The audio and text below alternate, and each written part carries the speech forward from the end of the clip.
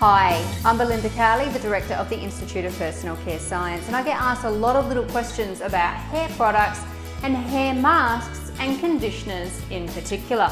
So in this video, I'm going to show you how to create a hair mask, and I'm going to talk you through some of the differences between when you're formulating a hair mask compared to a conditioner.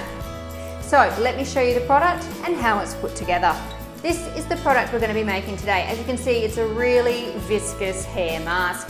Now, one of the first things, the big differences between a conditioner and a hair mask is when you're making a mask type product for the hair, consumers expect it to be extremely viscous. And as you can see, this is a really viscous, creamy product. Now, the amount of viscosity of your conditioners or your masks really has nothing to do with how conditioning they will be, but it's a very important perception thing.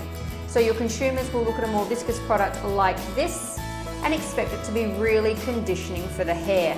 So building that viscosity is one of the really important things we need in this formulation. Now, to put this product together, first of all, I have here some water. I've already got some glycerin in here. Now, I see a lot of misinformation out there about using glycerin in hair products, and it's actually really beneficial to have glycerin in a hair mask. Glycerin is a humectant, so it helps bring moisture back into very damaged and porous hair, and that's exactly the type of consumer who wants to use a hair mask. Glycerin can also be used in your conditioners quite effectively, but they have a much better purpose in a hair mask that's left on the hair for 10 to 15 minutes and washed off because of its moisture binding capacity. Now, to this, I'm going to add some guar hydroxypropyltrimonium chloride. It's really important you know that there is a big difference between guar gum, which is completely natural, and guar hydroxypropyltrimonium chloride, which I'm using here. The difference is the cationic charge. Now, I'm using a really high quality material here, Enhance 3196 by Ashland, but you can get other guar hydroxypropyltrimonium chlorides from various suppliers. If you can access this material and you're making bigger batches, I highly recommend it because it's absolutely beautiful and conditioning for the hair. Now, to neutralize this material, I'm just going to add a little bit of citric acid, and you'll see the product becomes clear straight away.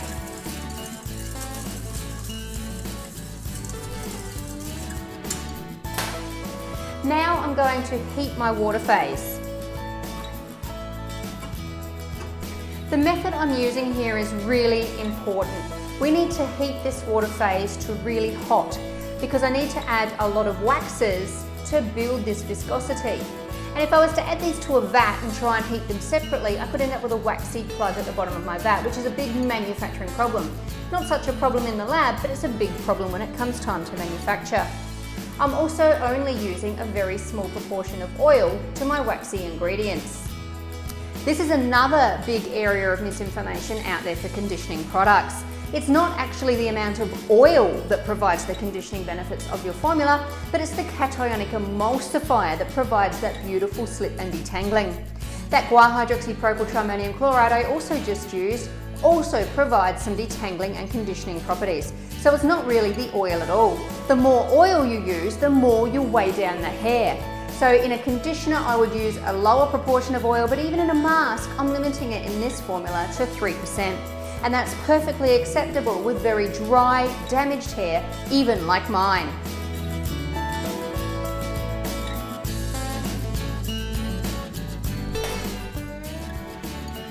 Now, once this is hot, I can add my waxes so they will melt and emulsify in one step.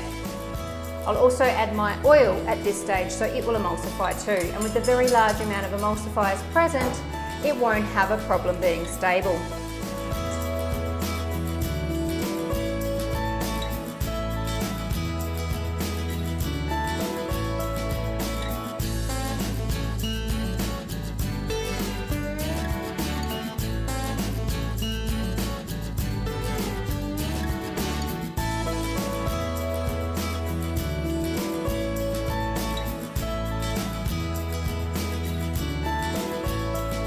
So far, the key differences between our mask and our conditioner is whether we're definitely using glycerin or maybe using glycerin, as well as the amount of conditioning agent that we add.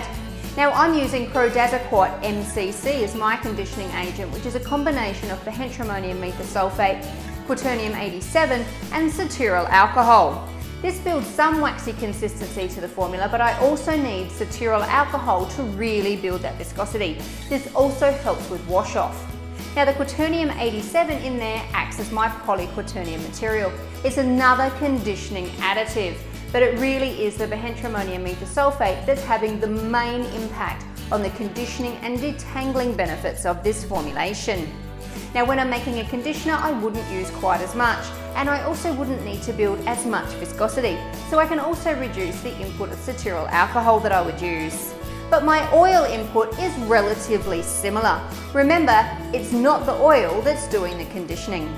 Now once that's below 40 degrees, I can add my other ingredients. In this case, I'm using a hydrolyzed protein, baobab-tene by Tri-K Ingredients. Now this is a really high performance hydrolyzed protein. In a mask product, I would really recommend that you use a hydrolyzed protein because of the way they are biocompatible with the keratin of the hair structure.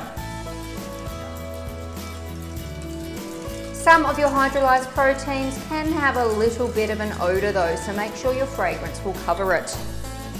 I'm also adding a glycerin-based extract. This is mainly for marketing purposes, as well as an antioxidant, a fragrance, my preservative, and some vitamin B5. Now depending on the budget of your conditioner, you may or may not also add similar materials.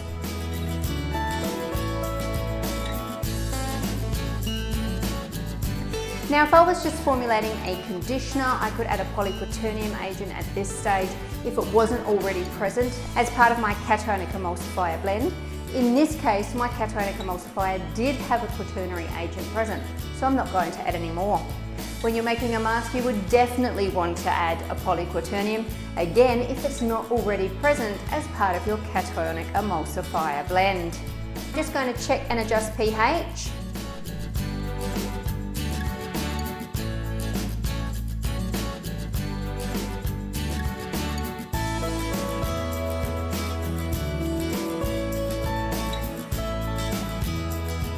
And there I have my mask product. Now on the day, don't worry if the viscosity is a bit low, that viscosity will take overnight to build because of the waxy materials we've used. They need to fully set. And by the next day, of course, you'll have this very viscous hair mask. Now in terms of pH, your hair conditioners and your hair masks don't differ much.